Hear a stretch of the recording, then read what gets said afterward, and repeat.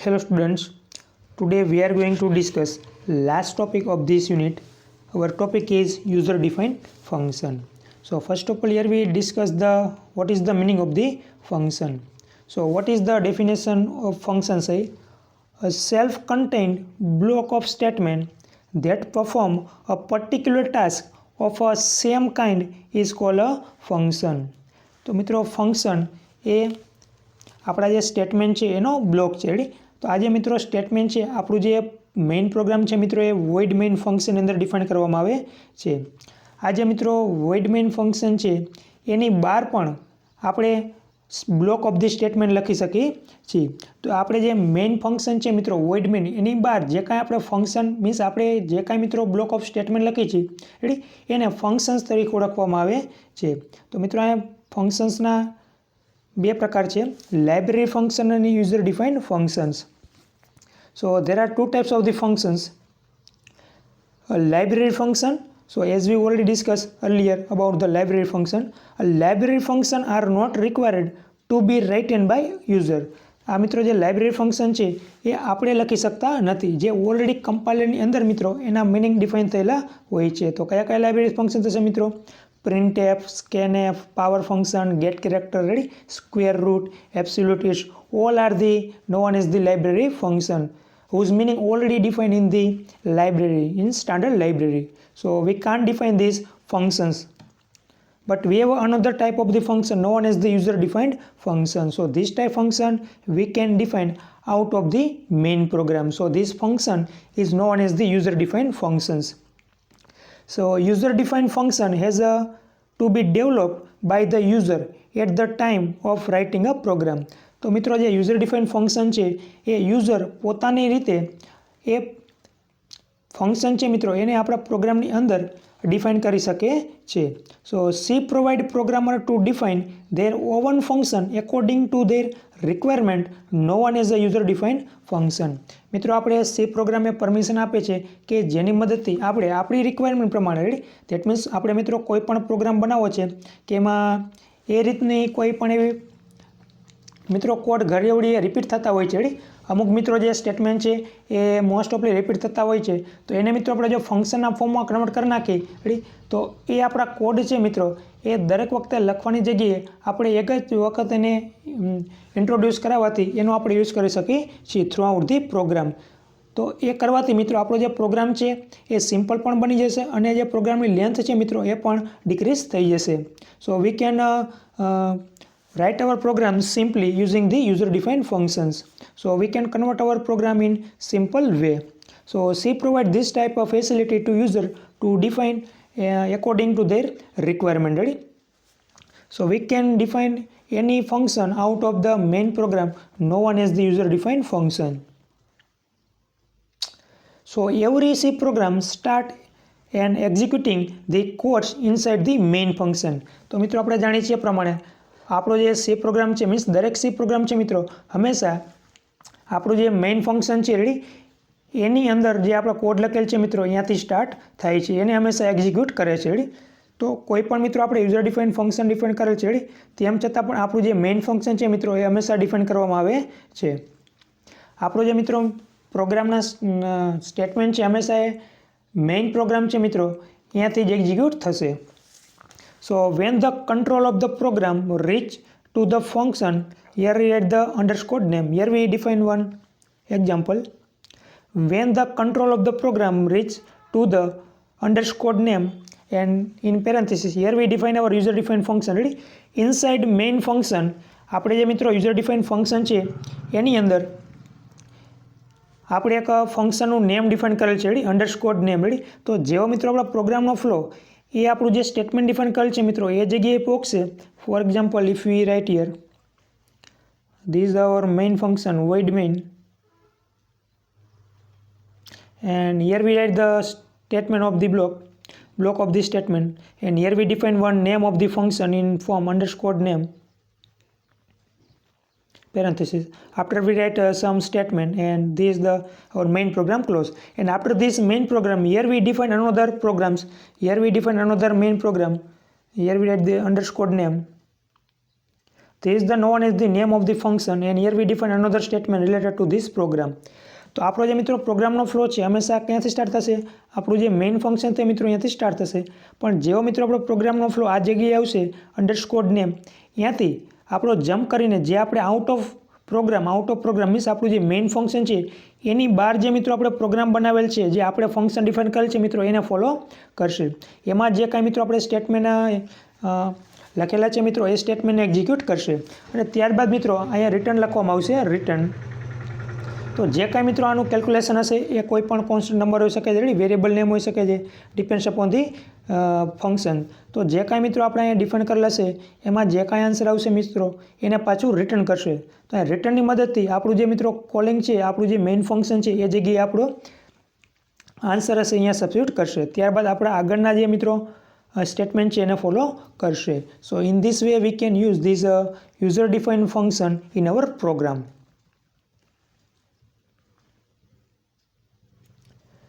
When all the codes inside that user-defined function are executed, then the control of the program jumps to the statement just after main functions, ready? From where it is called. તો જે જગ્યાએ મિત્રો આપણે underscore name નામનું function define કરેલો છે એ જગ્યાએ આપણા પ્રોગ્રામનો ફ્લો જતો રહેશે ને એ જગ્યાએ જે કંઈ આપણે સ્ટેટમેન્ટ ડિફાઇન કરેલા છે મિત્રો એને કેલ્ક્યુલેટ કરશે. અને ત્યારબાદ એમાં મિત્રો જે કાંઈ આપણો આન્સર મળશે રેડી એને ડાયરેક્ટ આપણો જમ્પ કરીને જે જગ્યાએ આપણે ફંક્શન ડિફાઇન કરેલા છે મિત્રો, મીન્સ ઇનશોર્ટ આપણે જે જગ્યાએ વેરિયેબલ નેમ ડિફાઇન કરેલો છે એ જગ્યાએ આપણા પ્રોગ્રામનો ફ્લો આવતો રહેશે. અને ત્યારબાદ આગળના સ્ટેટમેન્ટને ફોલો કરશે.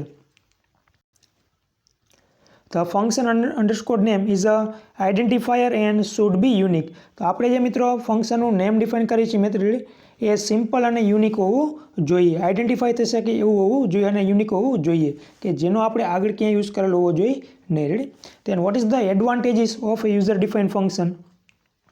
So user defined function helps to decompose the large program into small segment which make program easy to understand. તો મિત્રો યુઝર ડિફાઇન ફંક્શનની મદદથી આપણે કોઈ પણ લાર્જ પ્રોગ્રામ હોય રેડી એને આપણે સ્મોલ અને ઇઝી બનાવી શકીએ છીએ. If a repeated code occurs in a program, so user defined function can be include those codes and execute when needed by calling that function. તો યુઝર ડિફાઇન ફંક્શનની મદદથી મિત્રો જ્યારે આપણા ફંક્શનની અંદર એક કરતાં વધારે વખત આપણા કોઈ કોડ રિપીટ થતા હોય તો એને મિત્રો આપણે જો ફંક્શનની અંદર કન્વર્ટ કરી નાખી અને જ્યારે પણ આપણે એ કોડની રિક્વાયરમેન્ટ હોય રેડી તો ડાયરેક્ટ આપણે એને રિકોલ કરાવવાથી એ આપણને મળી જશે. તો આ રીતે મિત્રો આપણો જે પ્રોગ્રામની લેન્થ છે એ પણ ઘટી જશે અને આપણો પ્રોગ્રામ છે મિત્રો એ પણ સિમ્પલ થઈ જશે. So in this way we can use the user define function in our programs. So programmer working on large project can divide the workload by making different function. હવે જ્યારે પણ મિત્રો કોઈ પ્રોગ્રામ છે આપણો લાર્જ હોય રેડી તો એમાં અલગ અલગ ફંક્શન ડિફાઇન થયેલા હોય મિત્રો તો આપણા જે ફંક્શન છે એને અલગ અલગ આપણે પાર્ટ પાડી નાખીએ રેડી. તો અલગ અલગ જો વ્યક્તિ એ ફંક્શન ઉપર કામ કરતું હોય ને ત્યારબાદ એ ફંક્શન છે મિત્રો એને આપણે એક જ સાથે કમ્બાઈન કરી તો એ યુઝર ડિફાઇન ફંક્શનની મદદથી એ દરેક ફંક્શનને આપણે કમ્બાઈન કરી શકીએ છીએ. So we can easily complete our work easily ready. So the programmer working on large project can divide the workload by making different function. તો અલગ અલગ જે મિત્રો પ્રોગ્રામના પાર્ટ છે એને અલગ અલગ ટાસ્ક માટે આપી દેવામાં આવે તો એને આપણે ઇઝીલી કમ્પ્લીટ કરી શકીએ છીએ. અને જે આપણે મિત્રો આપણું જે વર્ક કમ્પ્લીટ થઈ ગયું છે અગેન જે કંઈ આપણા ફંક્શન ડિફાઇન થઈ ગયા છે મિત્રો એને આપણા મેઇન પ્રોગ્રામની અંદર ઇન્ક્લુડ કરવા છે તો એ આપણે યુઝર ડિફાઇન ફંક્શનની મદદથી દરેક આપણા જે અલગ અલગ ફંક્શન ડિફાઇન થયેલા છે એને આપણે એમાં ઇન્ક્લુડ કરી શકીએ છીએ through user define function. So in this way we can complete our work easily and speedily. So that is the best use to user define function.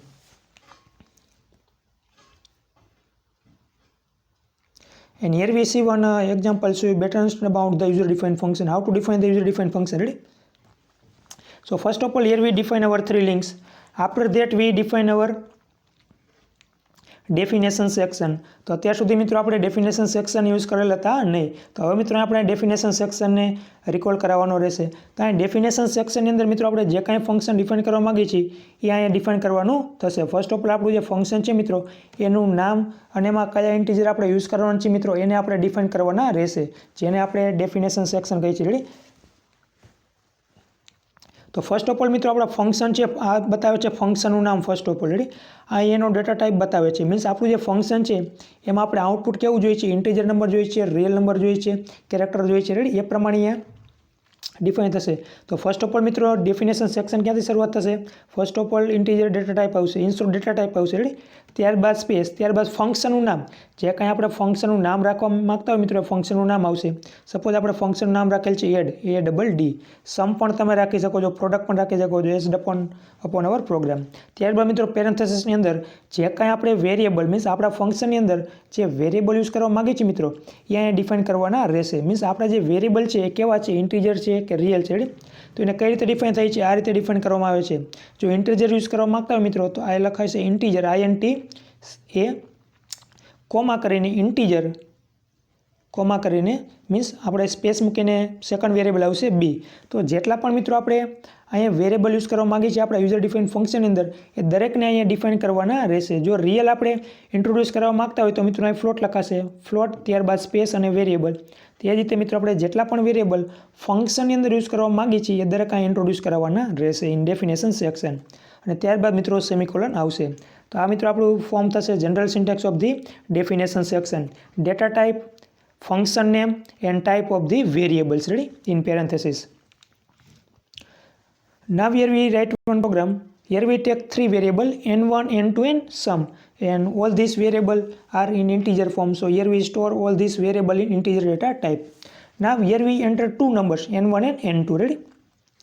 આ મિત્રો આપણે જે સમનું ફંક્શન છે એ ડિફાઇન કરવું છે એડિશન માટે આપણે ફંક્શન આપણી રીતે ડિફાઇન કરવું છે આપણે પ્રોગ્રામ થ્રુ મિત્રો આપણે વેલ્યુ કેલ્ક્યુલેટ કરાવી નથી રેડી આઉટ ઓફ આપણું જે મેઇન પ્રોગ્રામ છે એની બહાર આપણે ફંક્શન ડિફાઇન કરવાનું છે તો ફર્સ્ટ ઓફ ઓલ મિત્રો આપણે બે વેરિયેબલ એન્ટર કરાવશું n1 અને n2 કીબોર્ડ થ્રુ તો એને પ્રિન્ટ અને સ્કેન કરાવેલા છે ready so now you can see to variable હવે મિત્રો અહીંયા જે ડિફાઇન કરેલ છે આને કોલિંગ ફંક્શન તરીકે ઓળખવામાં આવે છે કોલિંગ ફંક્શન કઈ રીતે ડિફાઇન થશે સમ ઇઝ ઇક્વલ ટુ આપણા ફંક્શનનું નામ આવશે ફંક્શન કોણ છે મિત્રો એડ આ મિત્રો કોઈ પણ વેરિયેબલની અંદર તમે એને સ્ટોર કરી શકો છો now you can store this answer in any variable so here we name the add function after that આપણે કયા વેરિયેબલ યુઝ કરવા માંગીએ છીએ આપણે જે ઇનપુટ કરાવેલ છે વેલ્યુ કઈ કરેલ છે n1 અને n2 રેડી ત્યારબાદ આવશે મિત્રો સેમિકોલન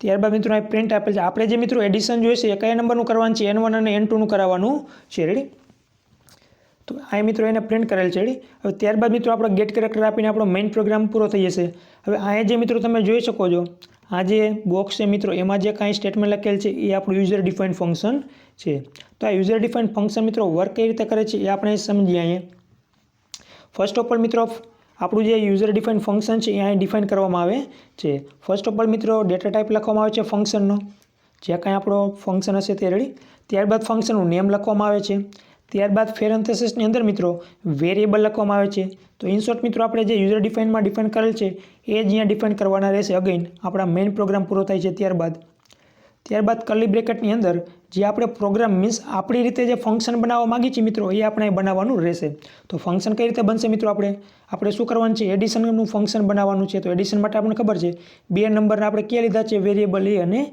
b તો એડિશન કઈ રીતે કરશું a પ્લસ b તો આ જે ફંક્શન છે મિત્રો આપણી રીતે જનરેટ કરેલું છે so how to define here integer add આપણા ફંક્શનનો ટાઈપ કેવો છે મિત્રો ઇન્ટીજર છે રેડી તો અગેન આપણે અહીંયા ડિસ્ક્રાઇબ કરવું પડશે ઇન્ટીજર એડ ત્યારબાદ આપણે જે ફંક્શન ડિફાઇન કરવા માગીએ છીએ મિત્રો એ ફંક્શન ડિફાઇન કરવાનું રહેશે તો ફંક્શન કઈ રીતે ડિફાઇન કરવાનું છે મિત્રો એડ ઇઝ ઇક્વલ ટુ આપણા બે વેરિયેબલ a પ્લસ b ત્યારબાદ સેમિકોલન અને ત્યારબાદ મિત્રો અહીં રિટર્ન લખવાનું રહેશે રિટર્ન એડ દેટ મીન્સ મિત્રો આપણા જે વેલ્યુ એન્ટર કરી છે કીબોર્ડ થ્રુ n1 n2 તો એને કઈ રીતે આપણે એડ કરવાની છે તો આ રીતે એને એડ કરવાની છે આપણા જે ઇન્ટીજરની વેલ્યુ એડ કરેલ છે n1 અને n2 એનું એડિશન મિત્રો આ રીતે કરવાનું છે a પ્લસ b ફોર્મમાં રેડી તો અહીંયા જે કાંઈ મિત્રો આન્સર આવશે મીન્સ અહીંયા જે આપણે લખેલ છે એડ n1 n2 એ કઈ રીતે વર્ક કરશે મિત્રો જેવો મિત્રો આપણો પ્રોગ્રામનો ફ્લો અહીંયા સુધી આવી જશે ફર્સ્ટ ઓફ ઓલ આપણો પ્રોગ્રામ કઈ રીતે બનશે રન થશે ફર્સ્ટ ઓફ ઓલ આ સ્ટેપ ફોલો કરશે ત્યારબાદ second step third step fourth step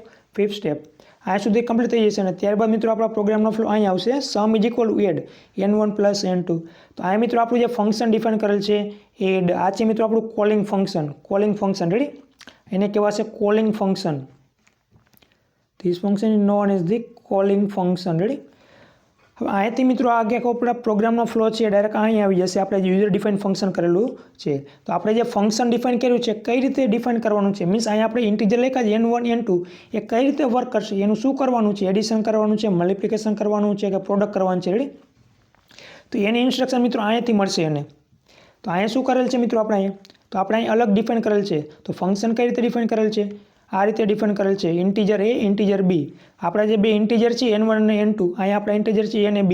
તો એને કઈ રીતે કરવાના છે, એ બંને નંબરનું એડિશન કરવાનું છે. અહીંયા જે કાંઈ આપણે ઇન્ટીજર લખેલ હશે n1 n2, એ બે નંબરનું એડિશન કરવાનું છે. એ બે નંબરનું એડિશન થઈ ગયું. અહીંયા મિત્રો એ કઈ રીતે થશે, એ બેનું એડિશન થશે. Ready. a is equal to a plus b. એમાં જે કાંઈ મિત્રો આન્સર કેલ્ક્યુલેટ થશે. રેડી.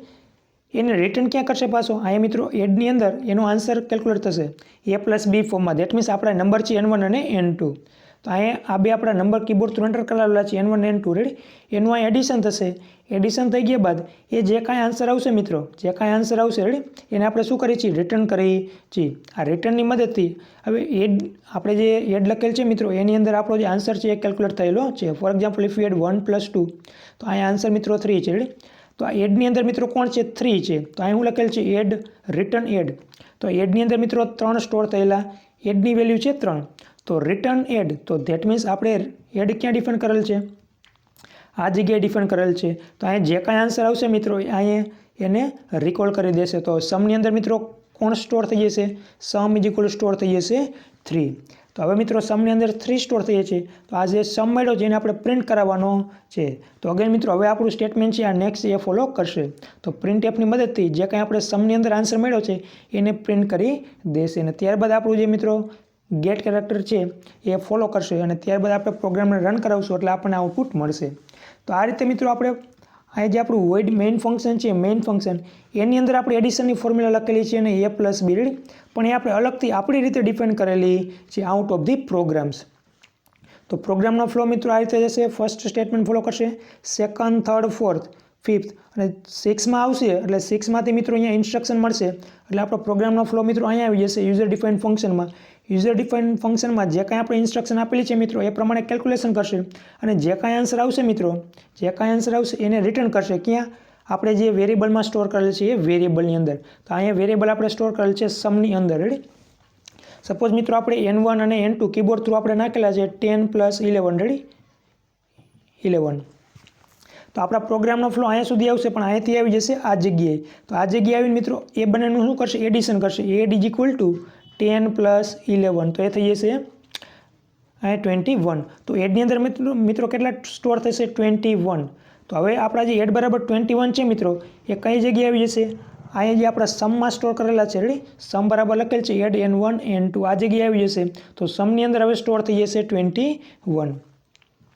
તો અહીંયા મિત્રો રિટર્નનું કામ શું છે, એ વેલ્યુ છે મિત્રો રિટર્ન કરવાનું કામ છે. તો એ વેલ્યુ ક્યાં રિટર્ન કરશે, સમની અંદર એ વેલ્યુ રિટર્ન કરશે. તો હવે સમની અંદર મિત્રો સ્ટોર થઈ જશે 21. તો સમની અંદર મિત્રો 21 છે. રેડી. તો 21 આપણે શું કરાવવાનું છે, પ્રિન્ટ કરાવવાના છે. તો પ્રિન્ટની મદદથી મિત્રો અહીં શું લખેલ છે, બ્લેક/n સમ ઇઝ ઇક્વલ ટુ %d સમ. તો સમની અંદર જે કાંઈ મિત્રો ઇન્ટીજર આવ્યા છે એને આપણે પ્રિન્ટ કરાવવાના છે. તો જ્યારે પણ મિત્રો આપણે પ્રોગ્રામ રન કરાવીશું ત્યારે આપણને first of all n1 enter કરવાનું કહેશે. Suppose we enter the 11, n2 enter the again 11, or we can also any number. અને જ્યારે પ્રોગ્રામ રન થશે અને ફાઇનલ આપણને આન્સર મળશે સમ ઇઝ ઇક્વલ ટુ, તો આપણે પ્રિન્ટમાં શું લખેલ છે મિત્રો, પ્રિન્ટ એફની અંદર બ્લેક/n સમ ઇઝ ઇક્વલ ટુ %d. તો આ બંનેનું મિત્રો એડિશન ક્યાં થશે, યુઝર ડિફાઇન ફંક્શનની અંદર, જે થશે 22. તો આપણને ઓન સ્ક્રીન મિત્રો આ 3 સ્ટેપ જોવા મળશે, પણ આખી જે પ્રોસેસ છે મિત્રો એ કમ્પાઇલરની અંદર થશે. તો આ મિત્રો આપણે મેઇન ફંક્શનની અંદર એડિશનની ફોર્મ્યુલા આપણે ઇન્ક્લુડ કરેલી નથી, પણ એને આપણે આઉટ ઓફ ધી પ્રોગ્રામ આપણે લખેલી છે. હવે મિત્રો અહીંયા જો આપણે a પ્લસ બીની જગ્યાએ a*b કરી નાખીએ તો a*b, તો આપણે જે નંબર હતા મિત્રો એ સમની જગ્યાએ મલ્ટિપ્લિકેશન આપણને મળે. તો અગેન અહીંયા મિત્રો આપણે મેઇન ફંક્શનની અંદર મલ્ટિપ્લિકેશન ડિફાઇન કર્યા વગર આપણે જે મેઇન ફંક્શનની આ બહાર આઉટ ઓફ ધી ફંક્શન જે આપણે યુઝર ડિફાઇન ફંક્શન છે એમાં આપણે ડિફાઇન કરેલ છે. તો અહીંયાથી પણ એક કેલ્ક્યુલેશન કરી લેશે. તો કોઈ પણ જગ્યાએ મિત્રો હવે આપણે સમ રિકોલ કરીશું આ ફંક્શનને રિકોલ કરશું તો ડાયરેક્ટ મિત્રો એક કેલ્ક્યુલેશન કરીને આપી દેશે. મીન્સ દરેક વખતે આપણે અહીંયા ફોર્મ્યુલા લખવાની જરૂર પડશે નહીં. એક વખત જો આપણે ફંક્શન ડિફાઇન કરી નાખ્યું મિત્રો આઉટ ઓફ ધી પ્રોગ્રામ, તો જે પણ જગ્યાએ મિત્રો આપણે નંબરનું એડિશન કરવાનું હશે એ જગ્યાએ ડાયરેક્ટલી આપણે જો આ ફોર્મ્યુલા અપ્લાય કરશું, મીન્સ આ આપણું જે ફંક્શન છે એ યુઝ કરશું તો ડાયરેક્ટ આપણને એ નંબરનું કેલ્ક્યુલેશન કરીને આપી દેશે. તો દરેક વખતે મિત્રો આપણે એ સ્ટેટમેન્ટ લખવાની જરૂર છે નહીં. સો in this way we can use the user defined function in hour program. I hope you understood the meaning of the user defined function and how to apply this user defined function in our program. So this was the last topic in this unit. Now today we stop here. In next lecture we will start our third unit. Thank you. Have a good all of you.